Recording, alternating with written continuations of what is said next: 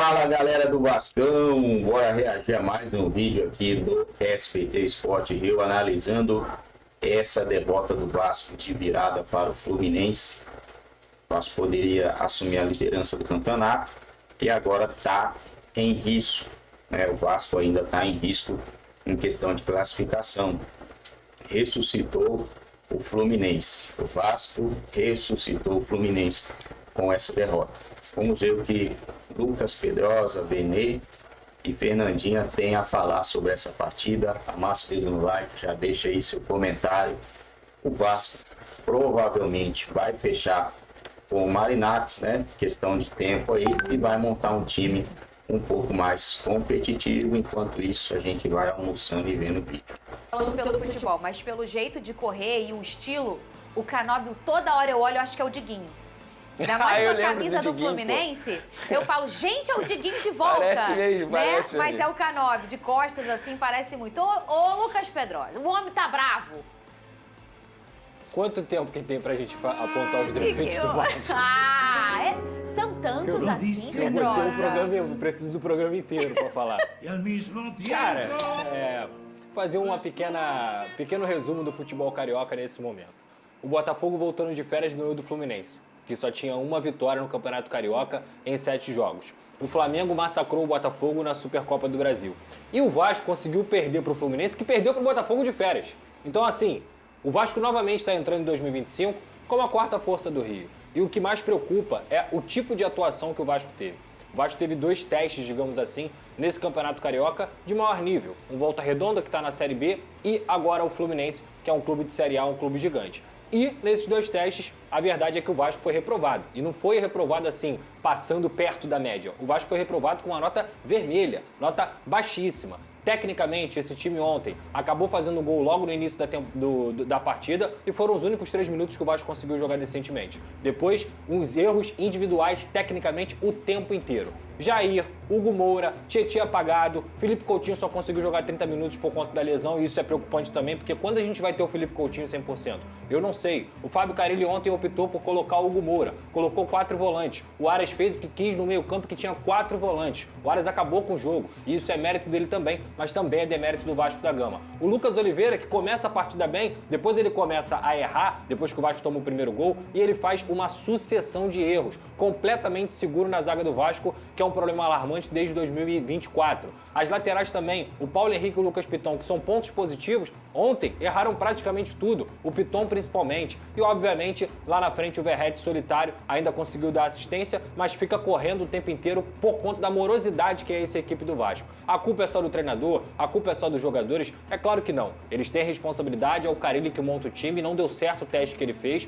Os jogadores também erraram, repito, gente, foi vergonhoso tecnicamente o que esses caras apresentaram em campo. O Hugo Moura deu uma tijolada pro Jair, o Jair perde a bola e aí sai a falta que o próprio Thiago Silva consegue fazer o gol. O Hugo Moura fica olhando o Thiago Silva, mas antes o Jair já tinha perdido uma bola, depois o Vasco começa a errar passes, o Paê entra na vaga do Coutinho, não joga absolutamente nada. Então assim, tá tudo errado, Pedrosa? É claro que não, é início de temporada e eu não consigo ficar colocando a culpa no treinador se ele não tem repertório dentro do banco dele para poder mudar a partida. Porque claramente o Fluminense estava dando espaços pelas laterais, estava tendo que sair pro jogo por conta do placar atrás do início da partida. E o Vasco não conseguia ter uma boa dobradinha, não conseguia ter associações. Por quê? Porque a diretoria, na incompetência da gente já estar no dia 6 de fevereiro, não conseguiu entregar pontas pro Fábio Carille. Ah, mas Pedrosa, o Fábio Carille tem que se virar. Beleza, pega a carreira do Fábio Carille. Ele, a todo momento da carreira dele, sempre jogou com pontas. Aí você contrata um técnico que não consegue jogar sem pontas e não dá pontas pra ele. Então assim, é fácil cobrar do treinador? É fácil o treinador ser sempre o escudo? É muito fácil. E a diretoria?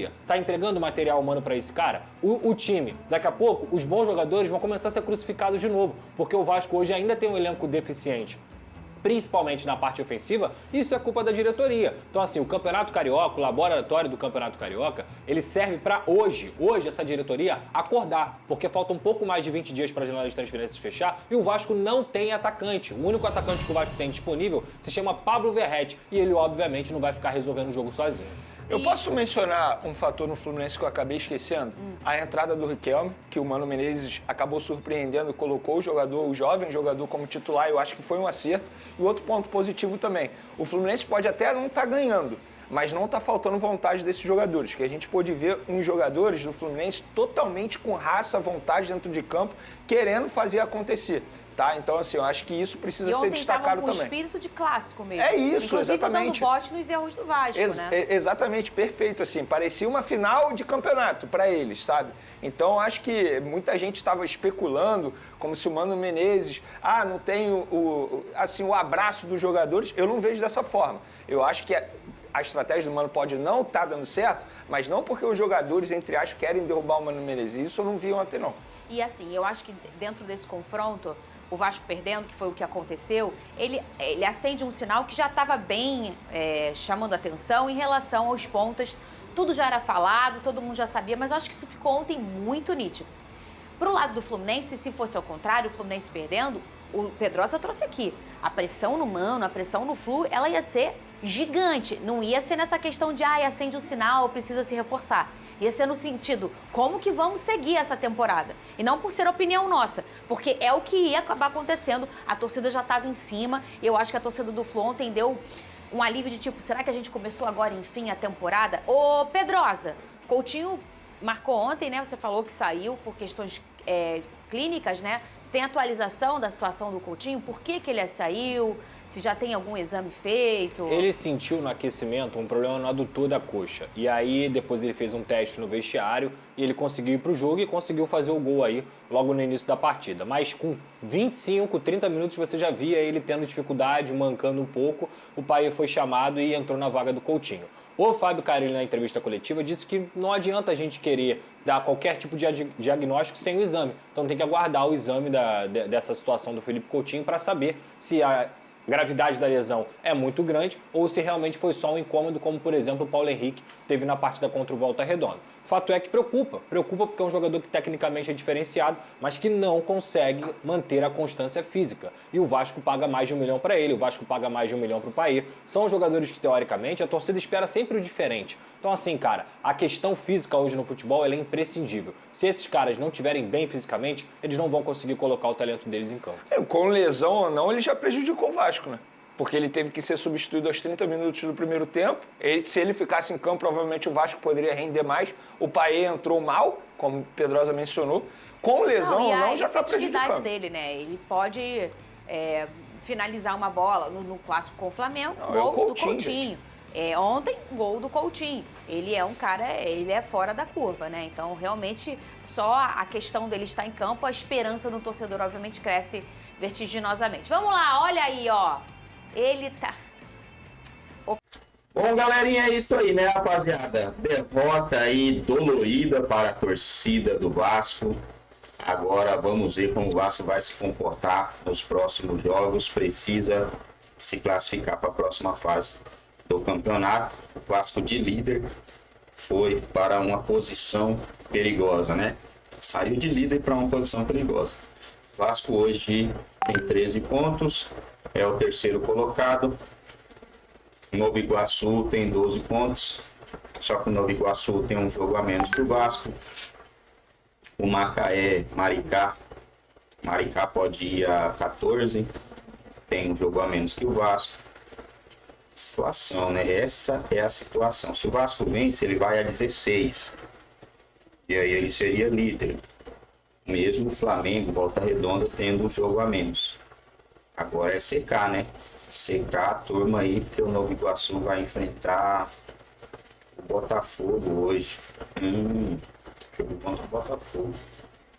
Botafogo tem 6 jogos, 9 pontos. 9, 10, 11, 12, 13, 14, 15. Botafogo também ainda pode ir a 15 pontos, cara. Complicou, galera. Complicou 1000 graus. Essa terceira posição do Vasco aqui é uma terceira posição enganosa, né? Não é a realidade. É secar. Se secar e dar certo, beleza. Caso contrário, foi embaçado.